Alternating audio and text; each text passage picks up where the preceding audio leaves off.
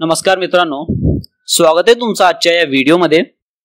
आजच्या या व्हिडिओमध्ये महाडीबीटी स्कॉलरशिप साठी कशा प्रकारे रजिस्ट्रेशन करू शकता, रजिस्ट्रेशन केल्यानंतर तुमचा 100% प्रोफाइल कशा प्रकारे कंप्लीट करू शकता, तसेच प्रोफाइल 100% केल्यानंतर तुमच्या स्कॉलरशिप साठी अप्लाय करते वेळेस तुमचा आधार आणि बँक लिंक आहे का नाही हे कशा प्रकारे तपासायचे आहे, तसेच त्याच पद्धतीमध्ये अप्लाय करते वेळेस तुमच्या स्कॉलरशिप साठी कोणकोणते डिक्लेरेशन फॉर्म लागतात ते कशा प्रकारे डाउनलोड करून घ्यायचे, तर या ठिकाणी हे सर्व डिटेल्स या एका व्हिडिओमध्ये बघणार आहोत। व्हिडिओ नक्की शेवटपर्यंत बघा आणि व्हिडिओमध्ये काही डाऊट असतील तर मला कमेंट सेक्शन मध्ये कमेंट करून विचारा। तर चला मित्रांनो, व्हिडिओ सुरू करूया। महाडीबीटी स्कॉलरशिप साठी कशा प्रकारे अप्लाय करू शकता व तसेच रजिस्ट्रेशन करून आपलं जे प्रोफाइल असणार आहे कशा प्रकारे 100% कंप्लीट करू शकता याचे आपण डिटेल्स बघूया। सर्वप्रथम तुमच्या ब्राउझर मध्ये महाडीबीटी स्कॉलरशिप तुम्हाला सर्च करून घ्यायची आहे। यामध्ये महाडीबीटी स्कॉलरशिप तुम्ही सर्च केल्यानंतर तुमच्या समोर ऍप्लिकेंट लॉगिनचा एक न्यू वेबसाइट ओपन होतील, जसे की या ठिकाणी महाडीबीटी महाराष्ट्र.gov.in ऍप्लिकेंट लॉगिन यावरती तुम्हाला क्लिक करायचंय। जसं आपण यावरती क्लिक कराल महाडीबीटी महाराष्ट्र.gov.in चा जे मेन वेबसाइट आहे, ऑफिशियल वेबसाइट या ठिकाणी ओपन होतील। यामध्ये जर तुम्ही ऑलरेडी रजिस्ट्रेशन केले असाल तर या ठिकाणी युजर नेम पासवर्ड टाकून लॉग इन करू शकता। अन्यथा जर या वेबसाइटवरती नवीन असाल, जर तुम्ही पहिली वेळ स्कॉलरशिप साठी अप्लाय करत असाल तर या ठिकाणी न्यू ऍप्लिकेंट रजिस्ट्रेशन यावरती तुम्हाला क्लिक करायचंय। जसे की या ठिकाणी मी न्यू ऍप्लिकेंट रजिस्ट्रेशन यावरती क्लिक करतो आणि या ठिकाणी सर्वप्रथम रजिस्ट्रेशन करून घेतो। जर तुम्ही ऑलरेडी रजिस्ट्रेशन केले असाल तर या ठिकाणी लॉग इन करू शकता। तर यामध्ये सर्वप्रथम रजिस्ट्रेशन करून घेण्यासाठी या ठिकाणी जसं आपण रजिस्ट्रेशन यावरती क्लिक कराल, यामध्ये ऍप्लिकेंट फुल नेम,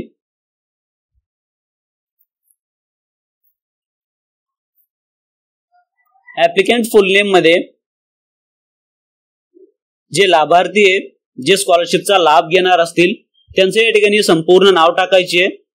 त्यानंतर युजरनेम मध्ये युजरनेम क्रिएट करते वेळेस मिनिमम 4 कॅरेक्टर, मॅक्झिमम 15 कॅरेक्टरच्या आत तुमचं जे युजरनेम असायला हवं आणि यामध्ये अवेलेबल आहे का नाही हे तुम्हाला तपासून घ्यायचंय। युजरनेम सेट केल्यानंतर या ठिकाणी तुम्हाला सेम त्याच पद्धतीमध्ये पासवर्ड सेट करायचे, जे मिनिमम 8 कॅरेक्टर, मॅक्झिमम 20 कॅरेक्टर मध्ये अप्पर केस, लोअर केस हे सगळं काही वाचून तुम्हाला पासवर्ड आणि कन्फर्म पासवर्ड मध्ये नोट मध्ये जे दिले असतील त्या पद्धतीमध्ये तुम्हाला पासवर्ड सेट करायचे। युजरनेम आणि पासवर्ड सेट केल्यानंतर या ठिकाणी ईमेल आयडी व तसेच मोबाईल नंबर या ठिकाणी व्हेरीफाय करून घ्यायचे। तर त्यासाठी तुम्हाला ईमेल आयडी टाकून सर्वप्रथम gate OTP for email ID verification यावरती क्लिक करायचे आणि ओटीपी आल्यानंतर ओटीपी टाकून व्हेरीफाय करून घ्यायचे। जसं आपण ईमेल आयडी व्हेरीफाय कराल सेम त्याच पद्धतीमध्ये तुम्हाला मोबाईल नंबर टाकायचे, gate OTP for mobile number verification यावरती क्लिक करून ओटीपी जेव्हा प्राप्त होतील ते ओटीपी टाकून व्हेरीफाय करून घ्यायचे।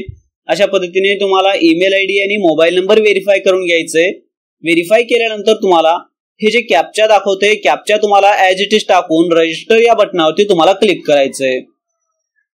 जसं आपण रजिस्टर या बटनावरती क्लिक कराल तुमचं जे रजिस्ट्रेशन आहे कंप्लीट होऊन जातील।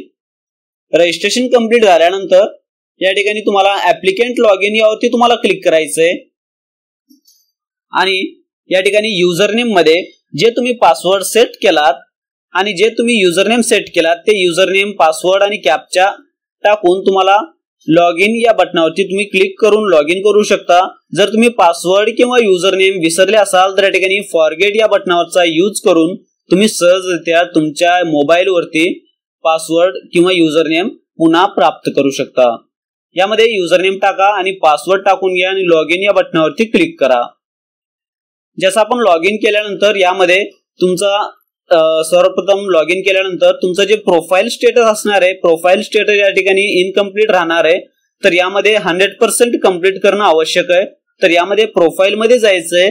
प्रोफाइल वरती क्लिक केल्यानंतर तुमच्या समोर पर्सनल इन्फॉर्मेशन, ऍड्रेस इन्फॉर्मेशन, या ठिकाणी ऍड्रेस इन्फॉर्मेशन, व तसेच अदर इन्फॉर्मेशन, करंट कोर्स म्हणजे तुम्ही कोणत्या एज्युकेशन मध्ये शिकत आहात, आणि पास्ट क्वालिफिकेशन आणि हॉस्टेल डिटेल्स. या ठिकाणी तुम्हाला हे जे 6 ऑप्शन दाखवत आहेत ते 6 ऑप्शन तुम्हाला भरून घ्यायचे आहेत.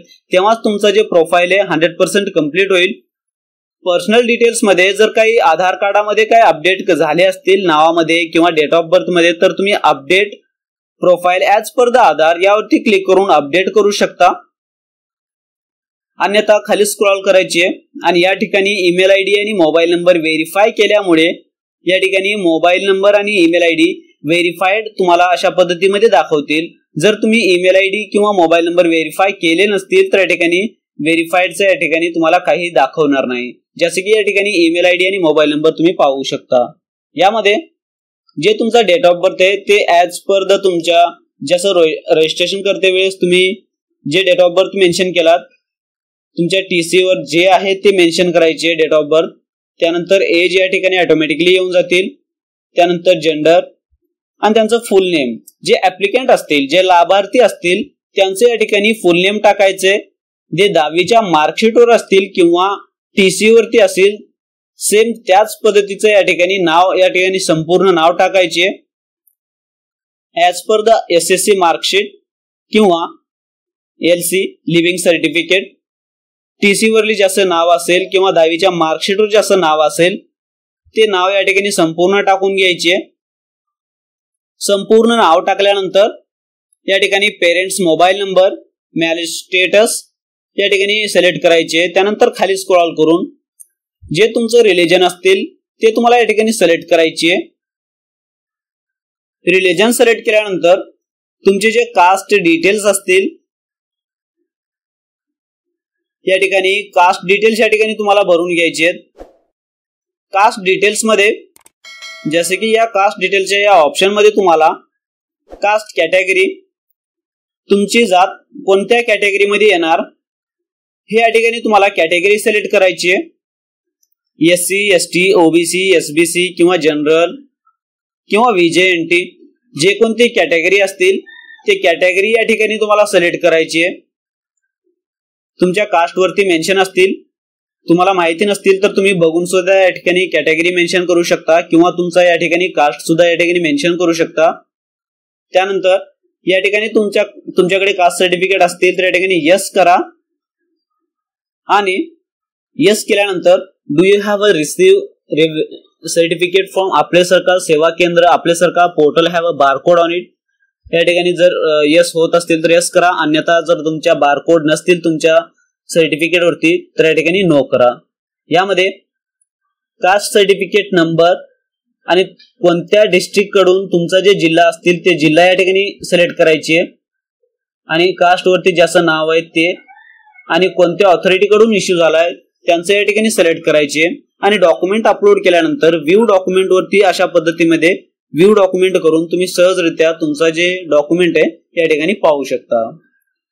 कास्ट डिटेल्स या ठिकाणी ऍड केल्यानंतर इन्कम डिटेल्स तुम्हाला या ठिकाणी टाकून घ्यायचे. तर इन्कम डिटेल्स टाकते वेळेस जे तुमचा इन्कम प्रूफ आहे, जे तुमच्या फादरचे इन्कम प्रूफ आहेत, उत्पन्नाचे प्रमाणपत्र, त्याचे या ठिकाणी फॅमिली जे अॅन्युअल इन्कम आहे त्यांचं चालू इन्कमच्या सर्टिफिकेट वरती जे अॅन्युअल इन्कम आहे ते या ठिकाणी टाकून घ्यायचे. आणि त्यानंतर यस करून तुम्हाला या ठिकाणी तुम्हाला इन्कम सर्टिफिकेटचा नंबर या ठिकाणी टाकायचे. आणि यामध्ये बारकोड असतील तर यस करा, अन्यथा नो करून या ठिकाणी जे इन्कम सर्टिफिकेट आहे इन्कम सर्टिफिकेटचा नंबर या ठिकाणी तुम्हाला टाकून घ्यायचे. जसे की या ठिकाणी 410531 त्याच्यासमोर जे सर्टिफिकेट नंबर असतील ते नंबर या ठिकाणी तुम्हाला टाकून घ्यायचे. त्यानंतर इश्यू कोणाकडून झालाय म्हणजे इन्कम सर्टिफिकेट कोणाकडून इश्यू झालाय, तहसीलदार असो किंवा सब डिव्हिजनल ऑफिसर असो त्यांचे या ठिकाणी अथॉरिटी मेन्शन करायची आणि या ठिकाणी इन्कम सर्टिफिकेट अपलोड करून व्ह्यू डॉक्युमेंट करून आपला सर्टिफिकेट अपलोड झालाय का नाही हे तुम्ही सहजरित्या तपासू शकता. आणि या ठिकाणी डेट ऑफ इश्यू, कधी तुम्हाला इन्कम सर्टिफिकेट इश्यू झालाय ते डेट या ठिकाणी मेन्शन करायचे. इन्कम डिटेल्स ऍड केल्यानंतर डोमेसाइल डिटेल्स या ठिकाणी तुम्हाला ऍड करायचे. या ठिकाणी तुम्ही महाराष्ट्राचे रहिवासी असतील या ठिकाणी यस करायचंय.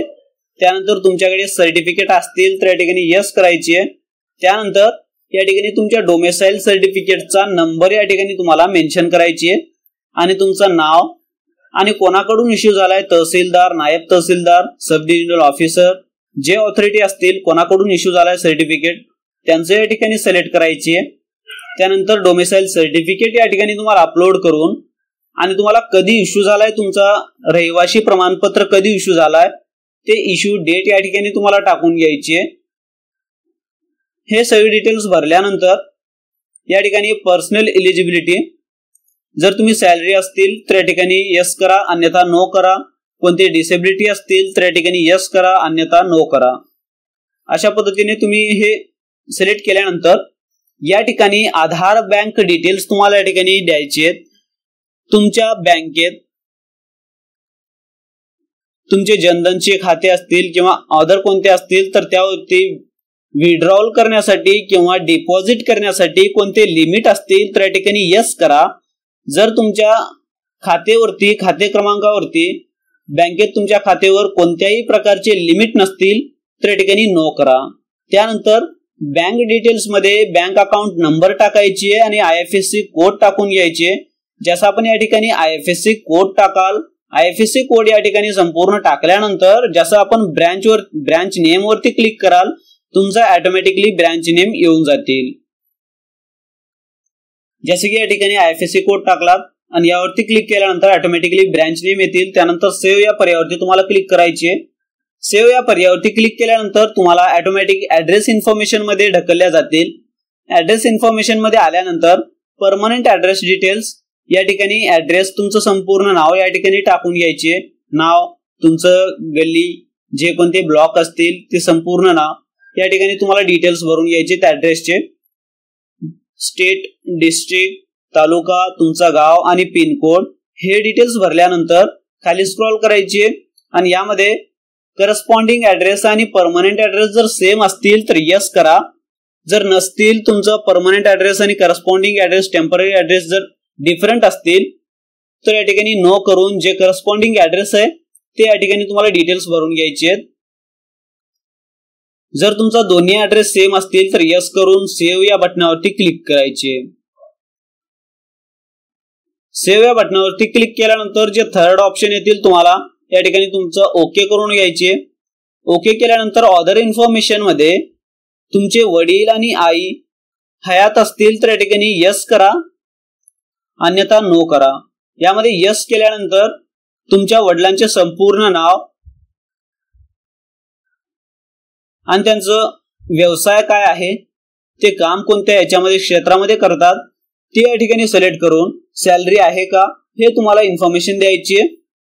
जसं या ठिकाणी वडिलांचे इन्फॉर्मेशन तुम्ही द्याल सेम त्याच पद्धतीमध्ये या ठिकाणी तुमच्या आईचे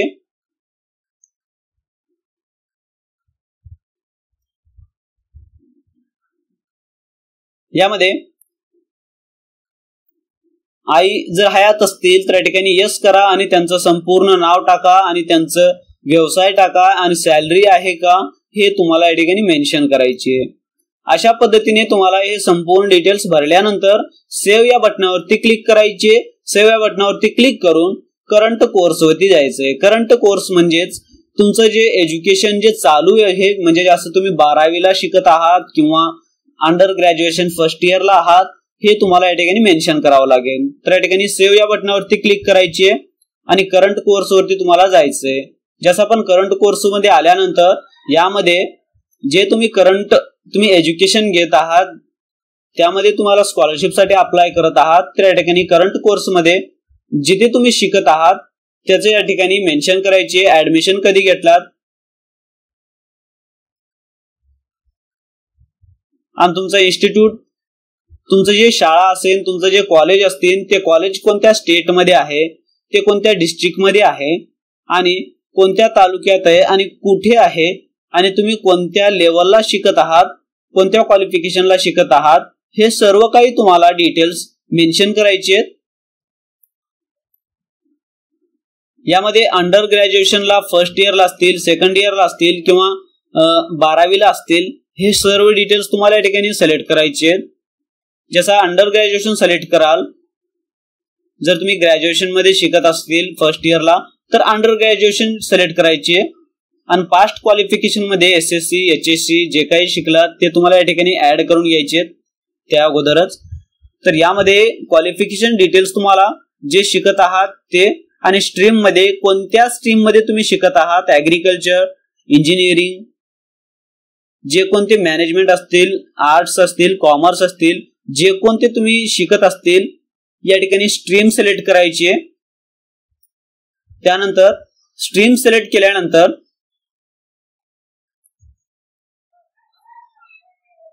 या ठिकाणी कॉलेजचे नाव आणि कोर्स या ठिकाणी तुम्हाला सिलेक्ट करायचे।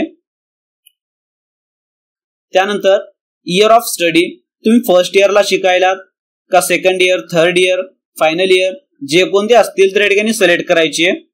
त्यानंतर फर्स्ट इयर पर्सिंग यावरती तुम्हाला क्लिक करायचे, म्हणजे चालू आहे असं तुम्हाला इथं दाखवायचं आहे। तर यामध्ये जे असणार आहे करंट कोर्स मध्ये तुम्हाला पर्सिंग दाखवायचे आणि पास्ट क्वालिफिकेशन मध्ये कंप्लीटेड दाखवायचे।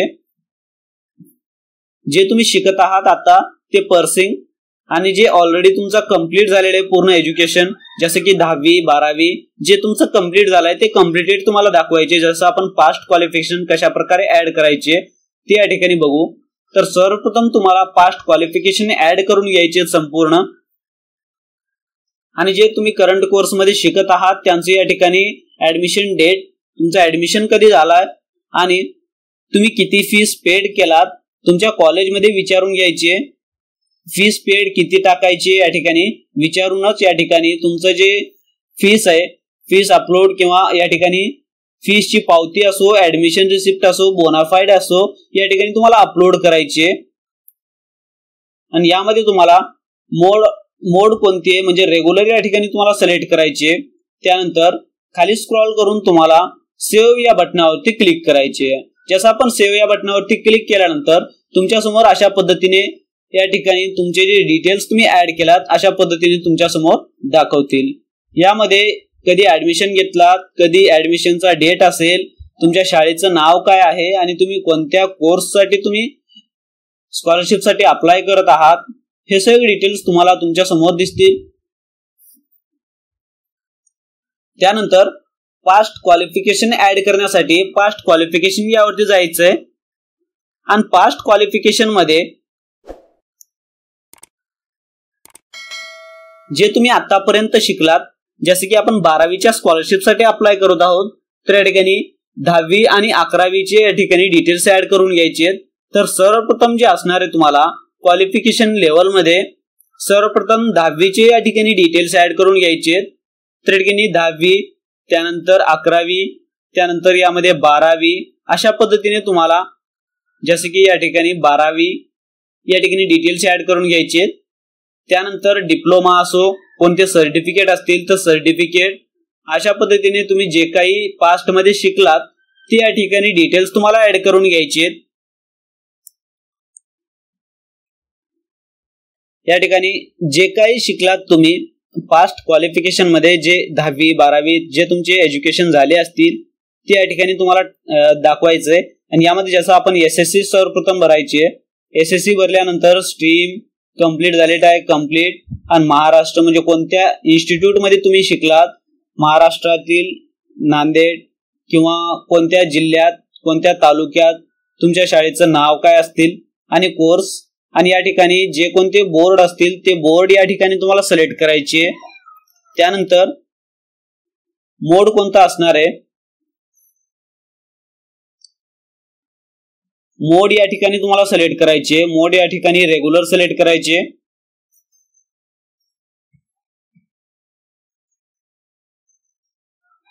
त्यानंतर ऍडमिशन कधी घेतलात आणि कधी पासिंग झालात, म्हणजे ऍडमिशन कधी घेतलात आणि कधी पास आउट झालात तुम्ही 10वी, ती या ठिकाणी तुम्हाला इयर मेन्शन करायची। जसं की 2020 असो, 2021 ला तुम्ही ऍडमिशन घेतलात आणि 2022 ला तुमचं जे आहे पासिंग इयर आहे आणि त्याचा सीट नंबर काय आहे, सीट नंबर या ठिकाणी तुम्हाला मेन्शन करायचे। आणि कधी तुम्ही एक्झाम दिलात, फेब्रुवारी मार्च, ते डिटेल्स ऍड करून घ्यायचे। त्यानंतर जर तुम्हाला माहिती नसतील तर तुमच्या मार्कशीट वरती दिसून येतील, ते तुम्हाला या ठिकाणी सिलेक्ट करायचे। सिलेक्ट केल्यानंतर मार्क्स ऑब्टेन यामध्ये तुम्हाला पर्सेंटेज नाही तर तुम्हाला टोटल किती मार्क भेटले गेलेत ते या ठिकाणी संपूर्ण मार्कापैकी किती मार्क्स तुम्हाला भेटलेत मार्क्स या ठिकाणी टाकून व्हॅलिडेट सर्टिफिकेट व्हॅलिडेट मार्कशीट वरती जसं आपण क्लिक करा तुमचा सर्टिफिकेट व्हॅलिडेट होऊन जाईल। ऑटोमॅटिकली तुमचे जे डिटेल्स असतील टोटल मार्क्स रिझल्ट काय आहे पर्सेंटेज काय आहे ते ऑटोमॅटिकली यामध्ये तुम्हाला दाखवून देतील। त्यानंतर या ठिकाणी खाली स्क्रॉल करून काही गॅप असतील आणि अटेम्प्ट मध्ये एक टाकायचे म्हणजे फर्स्ट अटेम्प्ट मध्ये काही गॅप असतील तर या ठिकाणी यस करा अन्यथा नो करा आणि सेव्ह या बटनावरती क्लिक करा। जर तुम्ही यस कराल तर तुमचं जे असणार आहे गॅप सर्टिफिकेट लावावं लागणार आहे। अशा पद्धतीने तुम्हाला सेव्ह करून सर्वप्रथम एसएससी चे डिटेल्स या ठिकाणी तुम्हाला ऍड करून घ्यायचे।